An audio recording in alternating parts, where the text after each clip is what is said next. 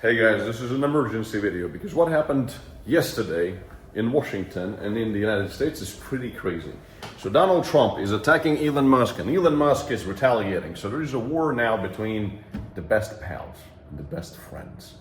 Go figure. Anyway, and the markets are sliding, crypto has slided, Bitcoin has gone down to like 100,000. So those of you who did listen to me and did close their futures trades, well, congratulations. Those of you who like to trade against me, how do you enjoy getting liquidated yet again? I love you all so much, but keep going. Thank you for your money. Anyway, what happens here, I think that there is something behind this. I have a theory for what is happening, and I actually didn't plan to make a video today, but since all these things are happening, I don't have my big camera set up here, so we'll just have to deal with it. So apologies for that, but I'm just delivering a message. So Elon Musk angrily comes out and says that real Donald Trump is in the Epstein files, and that is the reason they have not made them public. Have a nice day, Donald Trump. And then they just kept fighting, and then even Elon Musk came out and said that, Trump came out and said that easiest way to save money in our budget, billions and billions of dollars, is to terminate Elon government subsidies and contracts. So they came out and terminated some Elon Musk's contracts. And then Elon Musk actually came out and said two things. First of all, he said that Donald Trump should be impeached and J.D. Vance should replace him. So Elon Musk kind of supported this idea of impeaching Donald Trump, that he spent $250 million helping to get elected in the first place. So, booyah, great money spent, I suppose. Oh, Jesus Christ. But that's not all. Also, Elon Musk came out and said that the Trump tariffs will cause a recession in the second half of this year. So creating a lot of fear, and he's also hating on this bill that really kind of contradicts that they wanted to cut government spending and the deficit. And so there is a big war between Trump and Musk. Now, to be honest, and this is not the only weird and kind of bad news that is happening right now, and especially this affects crypto very much, because if Donald Trump is being undermined, it also undermines his authority in general. And he already was in bad waters, so to speak, with this entire tariffs, because one of the courts came out and said that he actually didn't have a right to impose all those tariffs. So Donald Trump is having a bad time right now, I suppose. But anyway, what also was strange, which adds a bit fear to the crypto space right now, and all of this, by the way, made me actually put in a trade, and I will show you this trade because I'm kind of reading in between the lines, so I'm going to get to the juice of this video in just a second, just to show you my understanding of what is happening here and what this actually could be. So, World Liberty Financial, Donald Trump's crypto company, sends cease and desist letter to Fight, the company responsible for the Trump-themed meme coin. So Trump is actually sending a cease and desist letter, so he's kind of distancing himself from the company that actually released his token. Also not great. And that's why the Trump coin actually did take a nice dip. If we look at the Trump coin, look at it, from $12 all the way down to $9. Yet again, oh jeez. But anyway, but this is also not the only bad news. We had the situation escalate between Russia and Ukraine.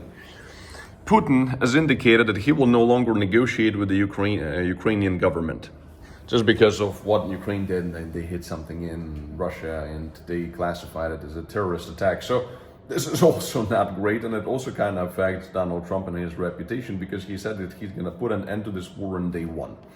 So all over, it seems like, and now I'm gonna get to the entire my kind of translation of this entire situation here, and whether you should be worried at this point or not. It all started really with, Elon Musk saying about the recession, this and that, not enjoying the bill. That doesn't really matter much. What was the biggest blow, supposedly, is this here. So, about the Epstein files. But if you pay attention, and if you actually are objective, and if you're not an idiot, then you will remember that Donald Trump's administration released the Epstein files in February of this year, where Trump was in those files, where he just had some meetings with Epstein, or he was on the flight logs or something, which indicated no wrongdoing, or whatever. But the main point here is that this is nothing new. And the market is like, oh no, Trump is on the Epstein list. But in reality, this is old news. It's nothing new. And it's like, it's being treated right now like it's something new. I'm not saying it's a great thing, but it's nothing new. And the market is like, oh no, seriously. So then it feels like And then, okay, before I tell you what I think here, and then if you look at Bitcoin ETFs and Ethereum ETFs and how they're behaving and what they're doing, you will actually see something relatively interesting. So here we had some sales on Bitcoin, and then yesterday BlackRock sold nothing. Some of the ETFs panicked a little bit. But if you look at Ethereum now, you'll see that yesterday BlackRock still bought, and basically we still have a positive upside inflow on Ethereum ETF, which kinda shows me how powerful Ethereum is at this point.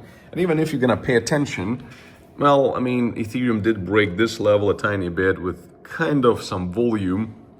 If you look at Bitcoin now, Bitcoin didn't fare as well. Like, even though we're actually retracting right now quite powerfully, but we lost this level, and I told you we could go to 100K, even though I wasn't sure about it, but we came very close, 100,400. But Ethereum is relatively strong in comparison to the same Solana, for example. Because Solana, by the way, you have to be real careful because Pump.fun is launching their own token with a $4 billion valuation, and they're raising $1 billion. And I think that this could be similar to the Trump meme coin, where it really sucked out of a lot of liquidity out of altcoins, such as in this case, it's going to be Solana. So I'd be really careful with Solana. I actually have an order to long Solana from $128. Until then, I'll probably not touch it. But Ethereum-wise, though, it actually is faring much better before, and now all the Ethereum haters are kind of being, or backtracking a little bit. So quickly, I'll show you my trade. I've put in a trade. I will explain you the idea. I'll show you the trade right here. So I started putting in a long trade on ETH, so I'm getting back into it. It's small amounts still, I'm not risking it big. I have other open orders, so basically at 2270 and 2000. So I have more orders set out, and just in case if we dip lower and with higher targets. So I guess I'll just treat this as my swing trades, because as I told you in the previous video, I closed all my swing trades, I closed all my short-term day trades with a small profit of 180,000, which to be honest is pretty ridiculous because my target was millions of dollars. But since I saw that the market is quite weak and it was very uncertain, it was very unclear as to what's going to happen because there is so many data suggesting that it's 50-50. So I just closed. The only thing I kept is for 95% of my money in the spot portfolio. Everything else I closed. And now I'm starting to slowly re-enter, but I'm choosing Ethereum because how strong it is showing itself for the time being, at least. So not financial advice. But now getting to, and then certainly guys, if you want to be trading over on Bybit and you still don't have a Bybit account, you can use the link that Bybit provided for our community down in the description of this video, and you can actually claim up to $30,000 initial deposit bonuses. And most importantly, you can actually claim up to 42% discount on trading fees. If you trade a lot, you're gonna save yourself a shit ton of money. And you can always, if you already have a Bybit account, you can create a different one with a different form of identification, such as a driver's license, and actually enjoy these bonuses and spend this money on your family rather than on trading commissions. So you are welcome. Now, what my thought here is, because going back to this tweet about Epstein files that makes no bloody sense whatsoever, in my opinion, this feels a bit orchestrated. Because it has no value. And then Musk saying, oh, you know, there's going to be a recession. Or something is telling me that either this will stop here or it might continue for a little while longer. And that's about it. And then maybe they will actually come out, I mean, Trump and Musk, and will make their peace. Because a lot of people are calling for their peace now because it's not looking great. It's looking like two children are fighting in a sandbox. So it might seem like as something huge, but in reality, it might seem like another manipulation. I will not be surprised to see that Donald Trump or whatever his companies actually purchased Ethereum and Bitcoin in this correction or something of this sort.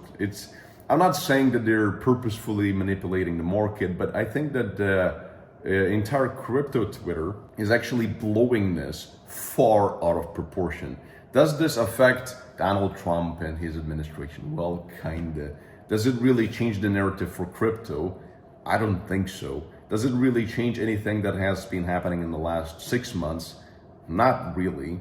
It doesn't look great, as I said, two kids in the sandbox, but overall it doesn't change the fundamentals of crypto. It doesn't change none of it. It kind of undermines the authority of the biggest supporting person in this industry.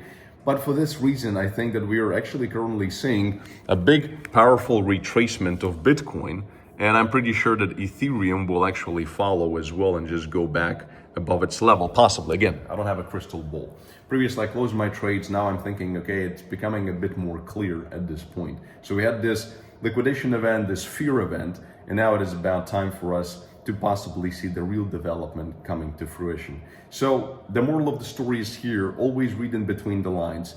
Don't worry too much, and don't let something like this to shake you out of your holdings.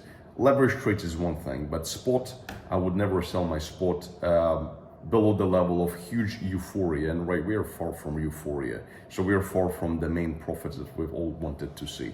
So therefore, stay smart and check out this video popping up on your screen. This is where I'm detailing exactly why 97% of traders actually lose money.